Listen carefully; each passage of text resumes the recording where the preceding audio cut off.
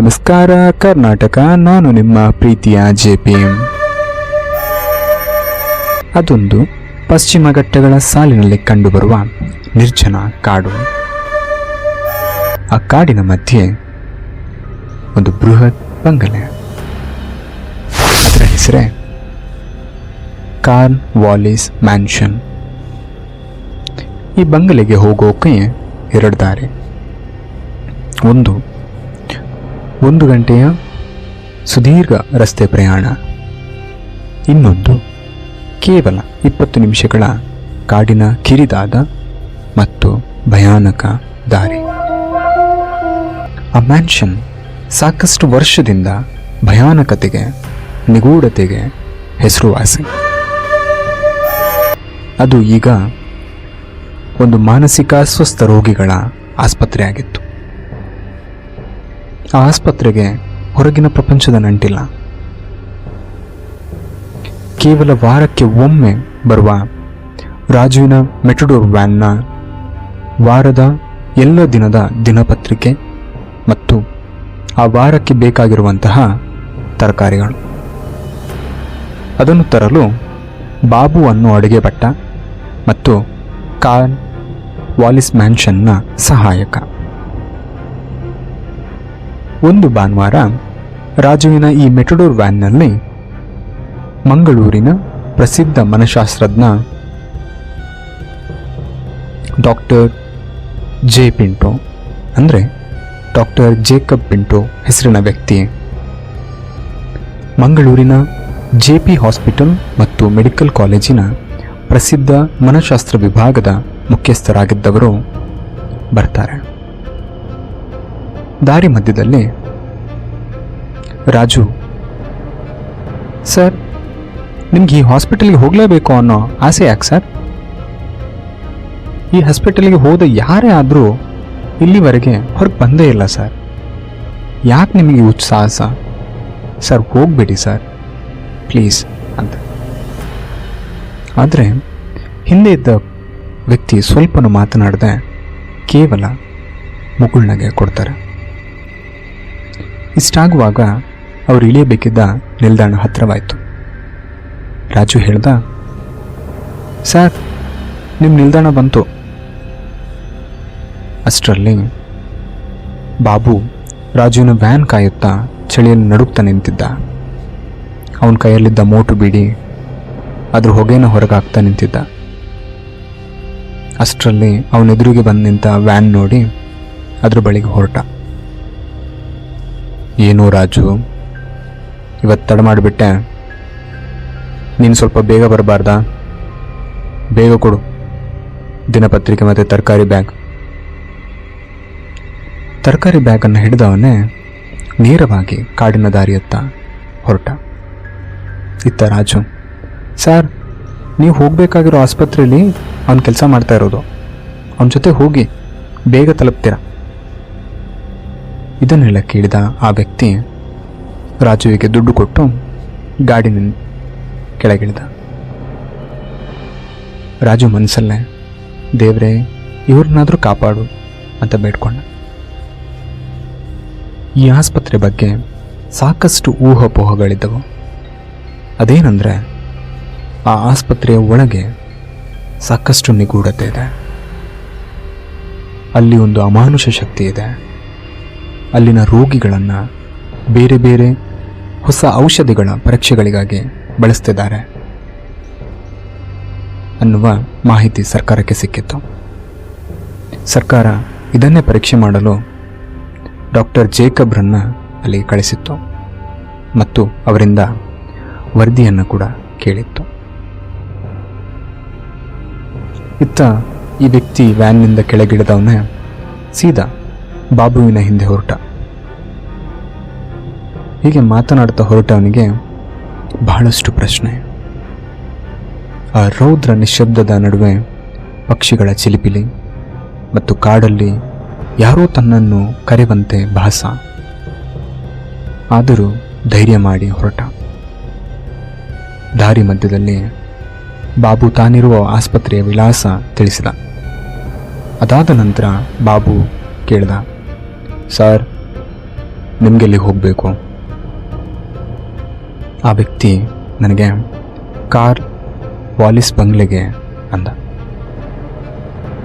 ಇದನ್ನು ಕೇಳಿದವನೇ ಬಾಬು ಆ ವ್ಯಕ್ತಿಯ ಹಿಂದೆಯಿಂದ ಮಾಯವಾದ.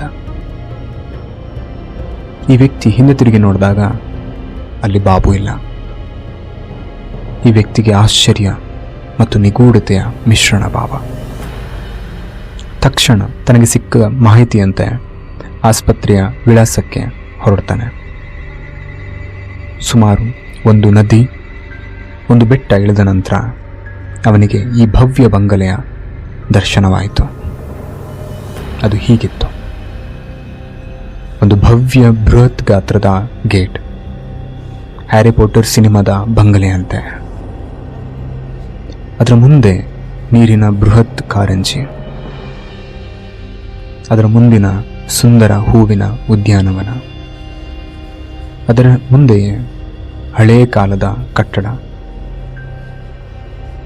ಆದರೆ ಗೇಟ್ಗೆ ಬೀಗ ಹಾಕಿರೋದನ್ನು ನೋಡಿದ ಈ ವ್ಯಕ್ತಿ ತಕ್ಷಣ ಅದನ್ನು ಹತ್ತಿ ಕೆಳಗಿಳಿತಾನೆ.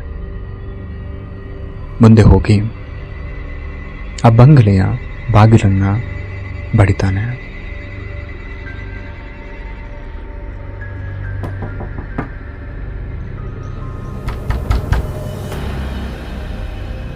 ಆ ಬಾಗಿಲ ಬಡಿಯುತ್ತಾನ ಕೇಳಿದ ಅಲ್ಲಿನ ಮ್ಯಾನೇಜರ್ ಮಂದಾಕಿನಿ ಬಂದು ಬಾಗಿಲು ತೆರೀತಾಳೆ. ಅವಳು ಇವನನ್ನು ಪ್ರಶ್ನೆಗಳಿಂದ ನೋಡ್ತಾಳೆ. ಆತ ಉತ್ತರಿಸ್ತಾ, ನಾನು ಪ್ರಸಿದ್ಧ JP ಆಸ್ಪತ್ರೆಯ ಮತ್ತು ಕಾಲೇಜಿನ ಮನಃಶಾಸ್ತ್ರ ವಿಭಾಗದ ಮುಖ್ಯಸ್ಥ ಡಾಕ್ಟರ್ ಜೇಕಬ್ ಪಿಂಟೋ. ನಿಮ್ಮ ಆಸ್ಪತ್ರೆಯ ಪರೀಕ್ಷಣೆಗೆ ಬಂದಿದ್ದೇನೆ. ಅವನ ಹೆಸರನ್ನು ಕೇಳಿದ ಈಕೆ ಅವನನ್ನು ಒಳಗೆ ಕರೆದಳು. ಆತ ಬಂದವನ್ನೇ ಆಸ್ಪತ್ರೆಯ ಮುಖ್ಯ ವೈದ್ಯರನ್ನು ಭೇಟಿಯಾಗೋ ತಿಳಿಸ್ತಾನೆ. ತಕ್ಷಣ ಆಕೆ ಅವನನ್ನು ಮುಖ್ಯ ವೈದ್ಯರ ಬಳಿ ಕರೆತಂದರು. ಮುಖ್ಯ ವೈದ್ಯರು ಡಾಕ್ಟರ್ ವೇಣುಗೋಪಾಲ್ ನಾಯರ್. ಬ್ರಿಟಿಷ್ ಸಮಯದ ಭಾರತೀಯ ಸೇನೆಯ ಅಧಿಕಾರಿ ಆಗಿದ್ದವರು. ಈಗ ತಮ್ಮ ರಿಟೈರ್ಡ್ನ ನಂತರ ಈ ಆಸ್ಪತ್ರೆಯಲ್ಲಿ ಮುಖ್ಯ ವೈದ್ಯರಾಗಿ ಕಾರ್ಯನಿರ್ವಹಿಸ್ತಾ ಇದ್ರು. ಈತ ಬಂದವನ್ನೇ ತನ್ನ ಪರಿಚಯ ಮಾಡಿಕೊಂಡ ಮತ್ತು ಸರ್ಕಾರ ತನಗೆ ಕೊಟ್ಟ ಲಕೋಟೆಯನ್ನು ಅವರ ಕೈಗಿಡುತ್ತಾನೆ. ತನಗೆ ರೋಗಿಗಳ ವಿವರ ಬೇಕು ಅಂತ ಕೇಳಿ ತನ್ನ ಕೆಲಸಕ್ಕೆ ಯಾರು ಕೂಡ ಅಡ್ಡಿಪಡಿಸಬಾರ್ದು ಅಂತ ತಿಳಿಸ್ತಾನೆ. ಆದರೆ ನಾಯರ್ ಆತನಿಗೆ ಎಲ್ಲ ತಿಳಿಸ್ತಾರೆ. ಇಲ್ಲಿ ಯಾವುದೇ ರೀತಿಯಾದಂಥ ಅಕ್ರಮ ಇಲ್ಲ, ನಡೆದಿಲ್ಲ, ಯಾವುದೇ ಸಮಸ್ಯೆಗಳಿಲ್ಲ, ಎಲ್ಲ ಸರಿಯಾಗಿದೆ, ತಾವು ಅದನ್ನೇ ಬರೆದು ಸರ್ಕಾರಕ್ಕೆ ತಿಳಿಸ್ಬೋದು ಅಂತ ಹೇಳ್ತಾನೆ.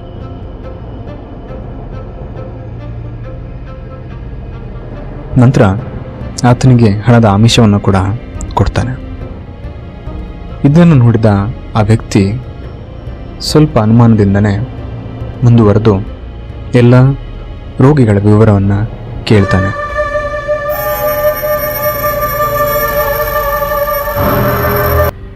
ಇದನ್ನು ಕೇಳುತ್ತಿದ್ದಂತೆ ಡಾಕ್ಟರ್ ನಾಯರ್ ಆತನನ್ನು ಹಿಪ್ನೋಟೈಸ್ ಮಾಡಲು ಮುಂದಾಗ್ತಾರೆ. 3, 2, 1 ಇಷ್ಟೇ. ಡಾಕ್ಟರ್ ಜೇಕಬ್ ನೆಲಕ್ಕುರುಳಿದ್ರು. ಡಾಕ್ಟರ್ ನಾಯರ್ ಅವರನ್ನು ಚೇರ್ ಮೇಲೆ ಕೂರಿಸಿ ಅವರ ಮುಖದ ಮೇಲೆ ನೀರು ಚಿಮ್ಮಿಸಿ ಎಚ್ಚರಿಸ್ತಾರೆ. ಈ ವರ್ತನೆ ಒಳ್ಳೆಯದಲ್ಲ, ನಿಮ್ಮ ಜೀವವನ್ನೇ ಕಸಿದುಕೊಳ್ಳುತ್ತೆ ಅಂತ ಡಾಕ್ಟರ್ ನಾಯರ್ ಹೇಳ್ತಾರೆ. ಜೇಕಬ್ ತನ್ನ ಕೋಣೆ ಕಡೆಗೆ ಸಾಕ್ತಾರೆ. ಅಲ್ಲಿಂದ ಈ ಕಡೆ ಡಾಕ್ಟರ್ ನಾಯರ್ ತನಗೆ ಕೊಟ್ಟಂತಹ ಲಕೋಟೆಯನ್ನು ಓದದೆ ಅದನ್ನು ಬೆಂಕಿಯಲ್ಲಿ ಹಾಕಿ ಸುಡ್ತಾರೆ. ಈ ಕಡೆ ರಾತ್ರಿ ಊಟದ ನಂತರ ಡಾಕ್ಟರ್ ಜೇಕಬ್ ತನ್ನ ರೆಕಾರ್ಡರ್ನಲ್ಲಿ ತಾನು ಆ ದಿನ ಅನುಭವಿಸಿದ ಅನುಭವಗಳನ್ನು ರೆಕಾರ್ಡ್ ಮಾಡಿಕೊಳ್ತಾನೆ. ನಂತರ ರಾತ್ರಿಯ ಆ ತಂಪಿನ ವಾತಾವರಣಕ್ಕೆ ಮೈ ಒಡ್ಡಿ ಮಲ್ಕೊಳ್ತಾನೆ.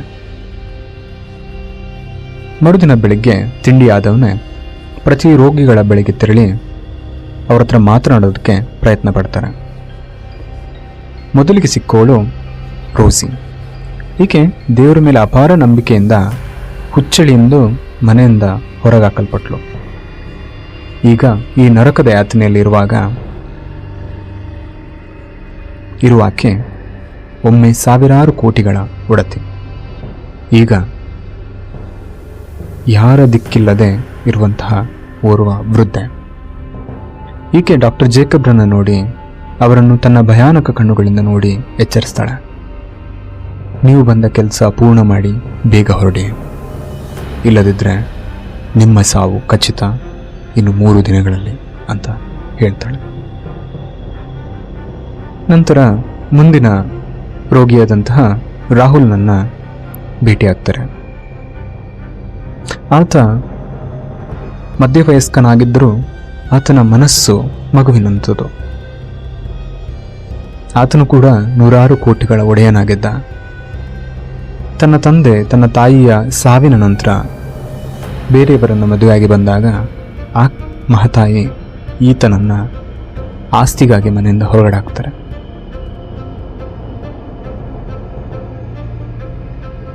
ಇದಾದ ನಂತರ ಮುಂದಿನ ರೋಗಿ ಓರ್ವ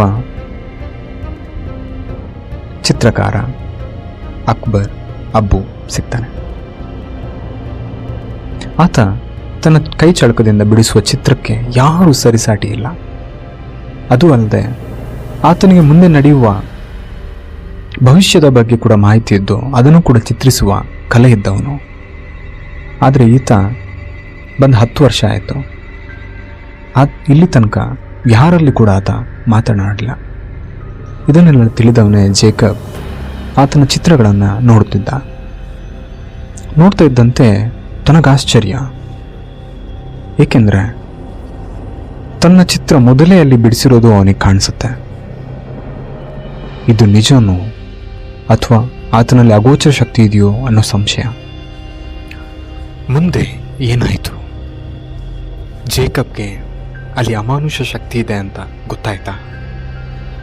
ಅಥವಾ ಅದನ್ನೆಲ್ಲ ಮಾಡ್ತಾ ಇರೋದು ಡಾಕ್ಟರ್ ನಾಯರ್ ಆಗಿರ್ಬೋದಾ?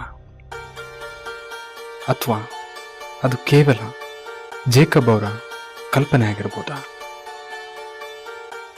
ಏನಾಗಿರ್ಬೋದು? ನಿಮ್ಗೇನು ಅನಿಸುತ್ತೆ ಅಂತ ಕಮೆಂಟ್ ಮೂಲಕ ತಿಳಿಸಿ.